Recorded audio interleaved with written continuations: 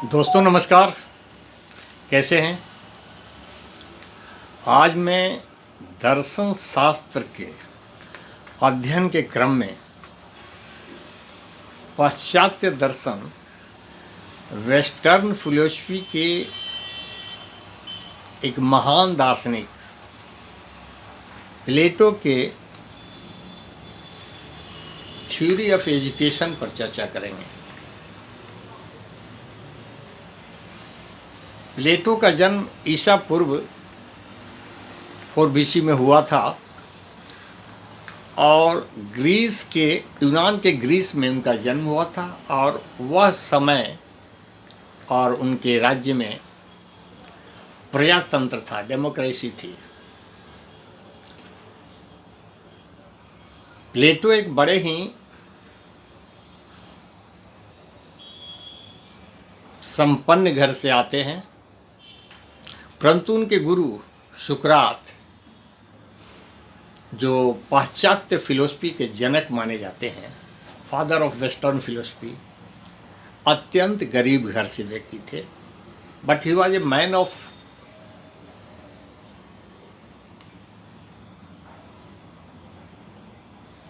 विचारों के धनी व्यक्तियों में उनकी गिनती दुनिया में होती है। ही वॉज ए फिलोसफर संत, उनको फिलोसफर संत भी कहा जाता है। सुकरात के विचार उस समय आज से 2500 वर्ष पूर्व लिपिबद्ध नहीं हो सके, इसलिए सुकरात ने कोई पुस्तक नहीं लिखी। उनके सबसे प्रिय शिष्य प्लेटो ने ही संवाद के द्वारा उनसे बहुत सारे ज्ञान प्राप्त किए, उनके विचारों को ग्रहण किया और इन्होंने ही संकलित कर उनके विचारों को आगे बढ़ाया। अभी हम प्लेटो के विषय में चर्चा कर रहे हैं, थ्योरी ऑफ एजुकेशन।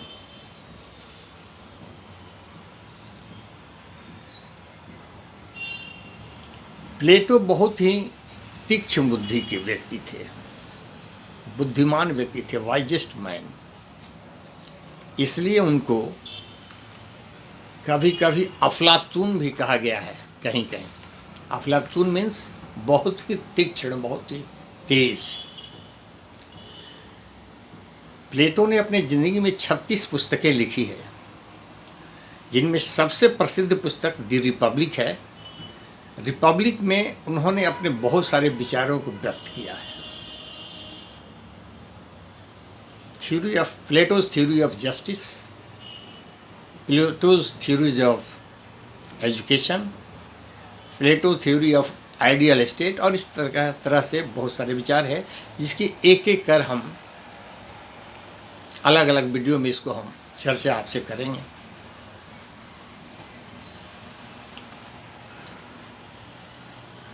मैं प्लेटो थ्योरी ऑफ एजुकेशन पर चर्चा प्रारंभ करने के पहले दर्शन शास्त्र के विद्यार्थियों जो विभिन्न परीक्षाओं से संबंध रखते हैं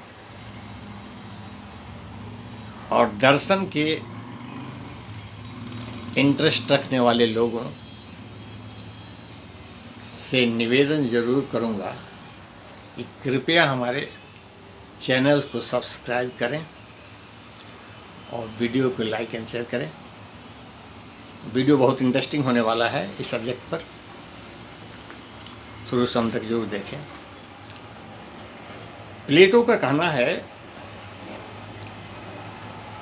कि शिक्षा राज्य का सबसे महत्वपूर्ण कार्य है,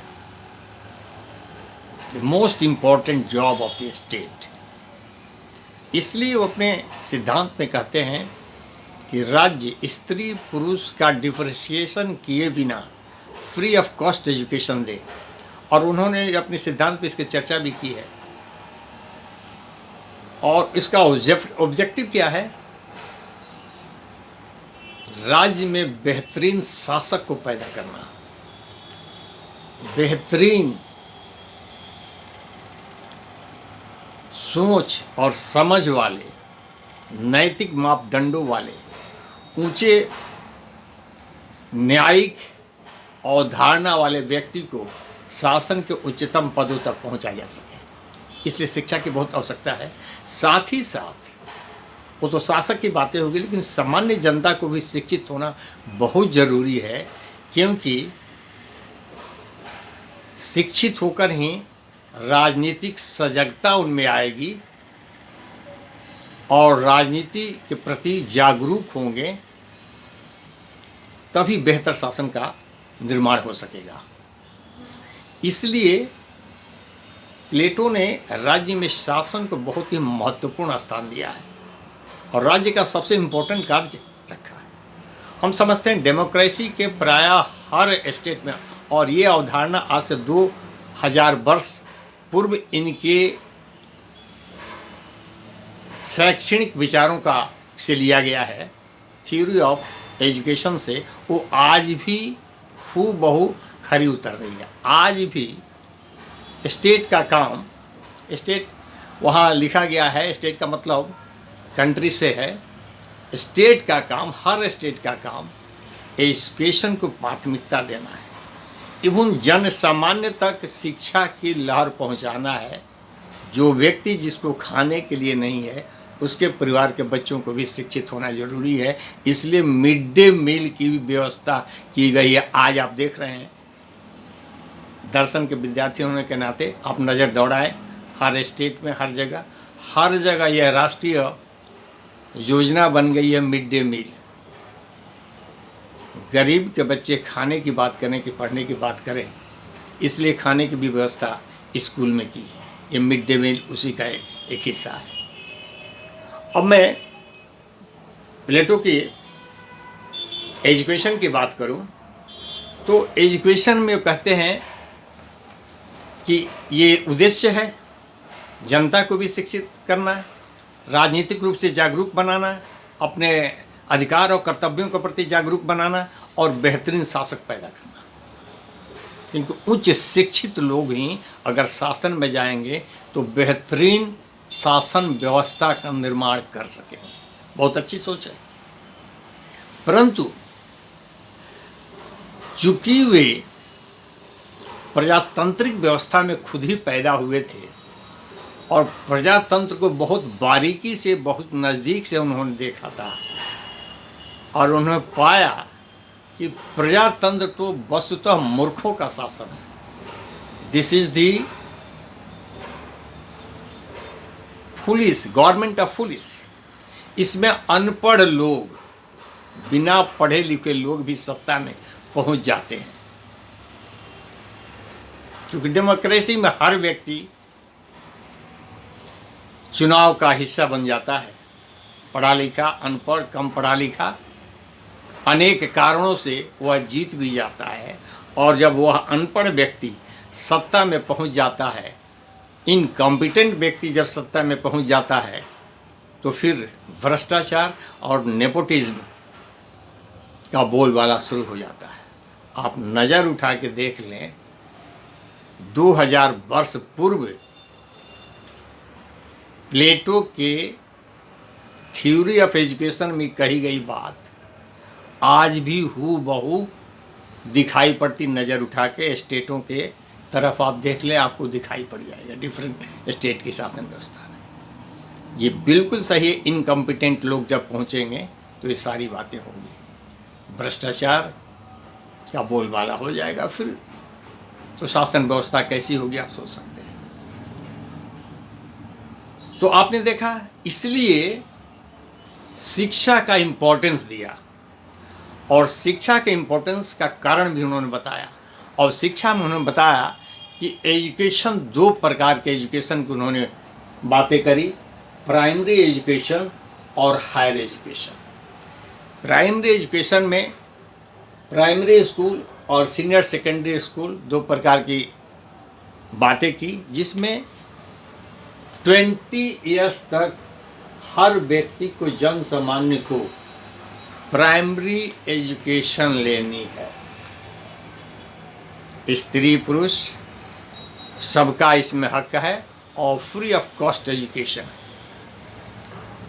1 से 20 वर्षों तक। उसमें निचले वर्ग में 1 से 5 तक या 7 या 8 तक अपने एजुकेशन में वो बताते हैं कि प्राइमरी एजुकेशन में व्यायाम, संगीत और साहित्य, इन 3 चीज़ों की उन्होंने इसमें इंक्लूजन किया है। व्यायाम से व्यक्ति का शरीर स्वस्थ होगा, सुचारू होगा, बेहतर बनेगा। संगीत मनुष्य के मानसिक स्थिति को निर्बल करेगा और साहित्य में नैतिक कहानियों के माध्यम से मनुष्य के प्रारंभिक जीवन से ही नैतिक रूप से चरित्रवान बनाना और उच्च आदर्शों के प्रति उसका झुकाव पैदा करना और नैतिक मापदंड को स्थापित करना है। बहुत अच्छी सोच है। प्राइमरी लेवल पर मोरल एजुकेशन इज मस्ट। आज समाज में जितने व्यभिचार और जितने गंदगी जो फैली हुई है, इसके पीछे क्या है? और एवॉइडेंस ऑफ मोरल एजुकेशन।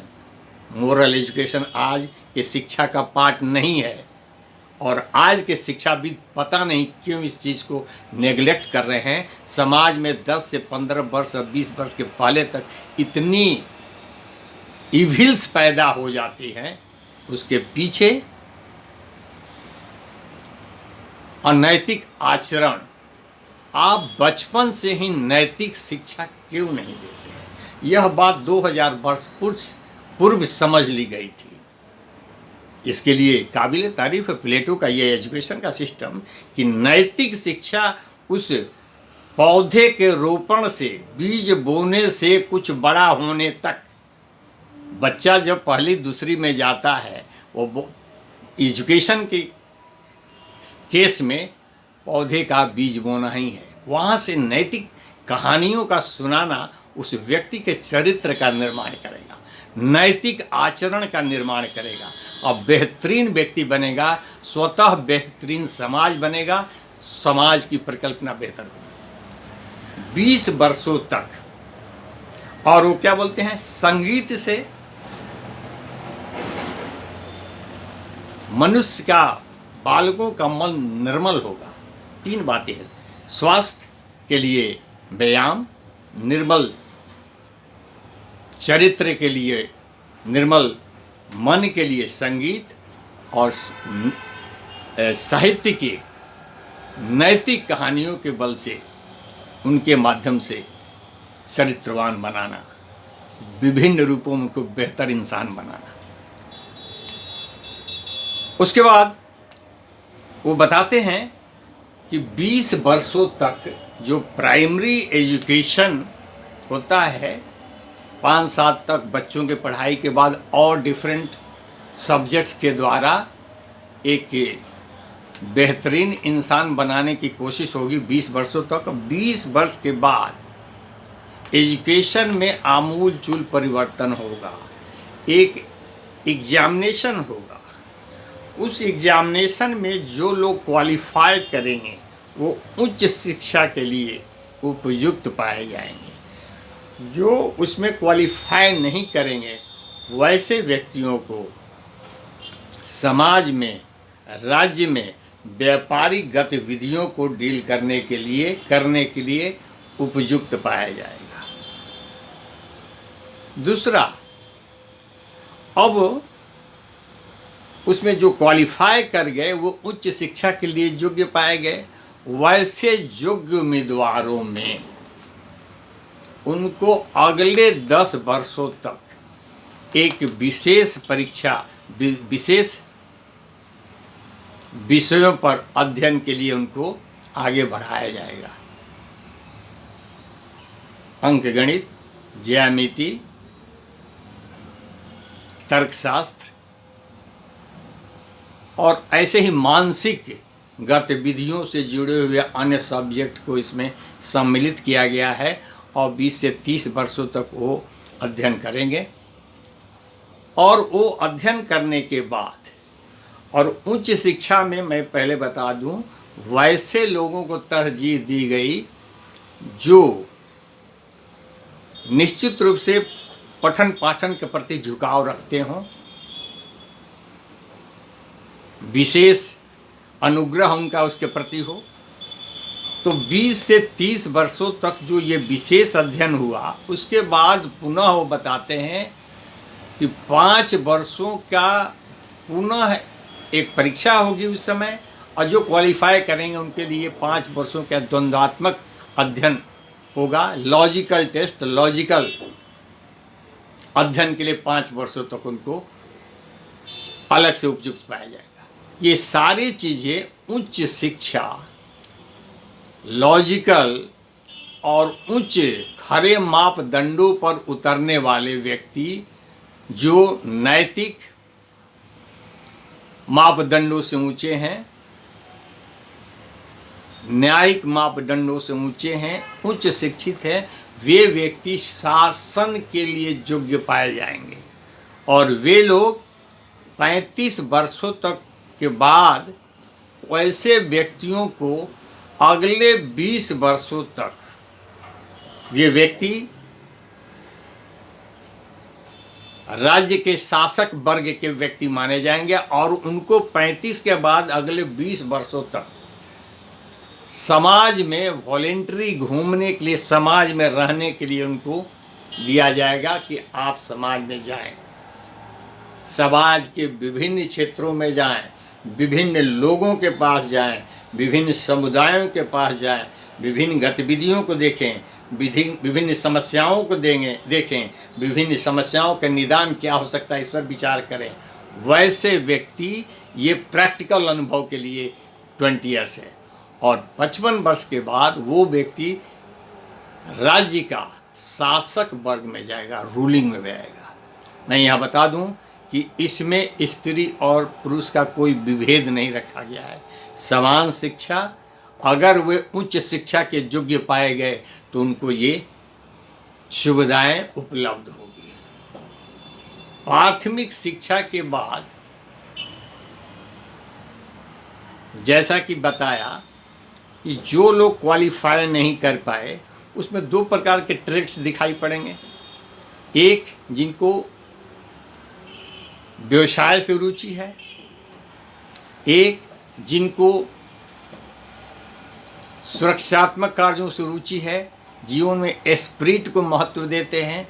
वैसे एस्प्रिट वाले व्यक्ति को सैनिक व्यवस्था में, देश की सुरक्षा में उनको उपयोग किया जाएगा। बाकी लोगों को 2 ही यहाँ पर मैं बताना पुनः फिर यहाँ चाहूँगा कि प्लेटो ने आदमी को 3 भागों में बांटा है। मनुष्य मुख्यतः 3 गुणों को लेकर पैदा होता है। पहला गुण रीजनिंग एंड विजडम, ज्ञान और विवेक। दूसरा साहस और सर्ज, एस्प्रिट। तीसरा एपेटाइट, बहुत कुछ पाने की इच्छा। ये 3 ही भाग इन्होंने बनाए हैं। पहला रीजनिंग और विजडम वाले व्यक्ति, जैसा मैंने 3 बताया, ये सारे गुण हर व्यक्ति के अंदर होते हैं, परंतु जिसके अंदर जिस डोमिनेटिंग फैक्टर की अधिकता होती है, उस व्यक्ति को उस क्षेत्र में, रीजनिंग और विजडम वाले व्यक्ति को रूलिंग शासक वर्ग में उच्च शिक्षा दी जाती है। उच्च शिक्षित व्यक्ति नैतिक आचरणों से भी शिक्षित होते हैं, न्यायिक अवधारणाओं से भी उच्च विचार रखते हैं, और जो शौर्य और साहस की जो बातें मैंने की, वैसे व्यक्ति जो शौर्य और साहस स्पिरिट जीवन में रखना चाहते हैं, उनको देश की सुरक्षा व्यवस्था में लगा दे। बाकी जो लोग हैं उनको इन दोनों कार्यों के अलावा देश के अन्य सारे कार्यों के लिए उनको उपयुक्त किया जाता है। तो ये है प्लेटो की theory of education. Theory of education में आपने देखा कि शुरू से अंत तक 20 वर्षों तक सबको सामान्य अध्ययन, free of cost education, either किसी भी वर्ग का हो, स्त्री पुरुष सबको। 20 वर्षों तक व्यक्ति का झुकाव स्वतः किसी न किसी तरफ चला जाता है। हर व्यक्ति अत्यधिक पढ़ने का अमुक नहीं होता है। कुछ बहुत ज़्यादा पढ़ने के इच्छुक होते हैं, कुछ खेलने के इच्छुक होते हैं, कोई कला में इच्छुक होता है, कोई वीरता के मापदंडों में ज़्यादा प्रवीण होता है, कोई एपेटाइट मतलब व्यावसायिक गतिविधियों के लिए अपनी रुचि प्रदर्शित करता है। वहाँ पर टेस्ट के द्वारा पुनः वैसे व्यक्ति को उच्च शिक्षा के लिए योग्य पाया जाता है जो विजडम, ज्ञान और विवेक और अध्ययन में ज़्यादा रुचि रखते हैं। वो व्यक्ति ही उच्च शिक्षा के लिए ये किए जाते हैं, योग्य पाए जाते हैं। बाकी शासन व्यवस्था, सुरक्षा व्यवस्था और व्यावसायिक गतिविधियों, देश के अन्य कार्यों के लिए उनको प्रयुक्त कर लिया जाता है। ये है प्लेटो की थ्योरी ऑफ एजुकेशन। अब थ्योरी ऑफ एजुकेशन की विशेषता की मैं अगर बात करूं तो थ्योरी ऑफ एजुकेशन में जो मेरिट है, मेरिट क्या है? इसकी मेरिट पहला नंबर ये है कि यह समाज के हर वर्ग को शिक्षित करना चाहता है without any differentiation of ladies and gents. Number 2 free of cost education है। नंबर 3 20 इयर्स के एज तक सबको सामान्य शिक्षा है। उच्च शिक्षा की व्यवस्था वैसे लोगों की है जिनको खास एपेटाइट है पढ़ने लिखने, ज्ञान की प्राप्ति। ये समझ में आ जाता है कि उच्च शिक्षित यह व्यक्ति समाज का नेतृत्व करेगा, शासन वर्ग में जाएगा। वहाँ से डिफरेंशिएशन शुरू हो जाता है। नंबर 5 उचित समय में उचित शिक्षा। नंबर 5 कहना चाहिए कि शुरू में ही समाज में लोगों के प्रति राजनीतिक और सामाजिक गतिविधियों को भावना पैदा करने के लिए एजुकेशन सर्वसामान्य को उपलब्ध करा दी गई। और उसमें सबसे बड़ी बात व्यायाम, संगीत और साहित्य को इंक्लूड किया गया। शुरू के इनिशियल एजुकेशन में व्यायाम व्यक्ति को शारीरिक सुरक्षा, शारीरिक स्वास्थ्य के लिए बहुत ज़रूरी है। संगीत बच्चों को निर्मल हृदय के लिए, निर्मल विचार के, निर्मल मन के लिए ज़रूरी है। वो हर व्यक्ति को ज़रूरत होती है और प्रारंभिक अवस्था में वो होनी चाहिए। नंबर 3 साहित्यिक अध्ययन में नैतिक कहानियों का प्रतिदिन वाचन, और बच्चे अगले 5 सालों तक बहुत कुछ सीख जाएंगे। समाज के रहन सहन व्यवस्था, बड़े छोटों के आदर व्यवहार, भ्रातृत्व, सामाजिक सद्भाव, बड़े और छोटे का आदर संस्कार, इन सारी चीज़ें उसमें आ जाती हैं। ये सारी चीज़ें इस शिक्षा व्यवस्था में है। नंबर 7 हर व्यक्ति की उसके झुकाव के अनुसार शिक्षा की बातें की गई। अगर अत्यधिक पढ़ाई में रुचि रखने वाला व्यक्ति है, उसी को उच्च शिक्षा के लिए प्रेरित किया गया और वो जा रहा है। अगर शिक्षा के प्रति लगाव नहीं है तो प्रारंभिक शिक्षा 20 इयर्स के बाद डिफरेंट क्षेत्र जो है सेना और व्यवसाय के लिए। इस प्रकार इसकी विशेषताएं हैं जो एक अच्छी शिक्षा के गुण जो होते हैं बहुत ही बेहतरीन है। आलोचक इसके थ्योरी ऑफ एजुकेशन की आलोचना भी करते हैं कि ये अलोकतांत्रिक है, इसमें विषयों की बहुत कमी है, चॉइस नहीं दिए गए हैं। नंबर 3 इसमें अंक गणित और कुछ खास विषयों को ही प्राथमिकता दी गई है। नंबर 4, निचले सर्वहारा वर्ग को सारी शिक्षा का फ्रीडम नहीं दिया गया है। इस प्रकार से आलोचना करते हैं। परंतु अगर कंक्लूजन के तौर पर देखा जाए तो कोई भी राज्य सारी सुविधाएं देने के बाद अगर शिक्षा का मौलिक अधिकार नहीं देता है तो वह राज्य तो फिर विकास कभी कर ही नहीं सकता है, और जनता का अगर विकास नहीं तो राज्य का विकास कहाँ से होगा। तो उच्चतम मनुष्यता के उच्चतम मानदंडों तक वह ना राज्य पहुंच सकता है ना वहाँ के नागरिक पहुंच सकते हैं।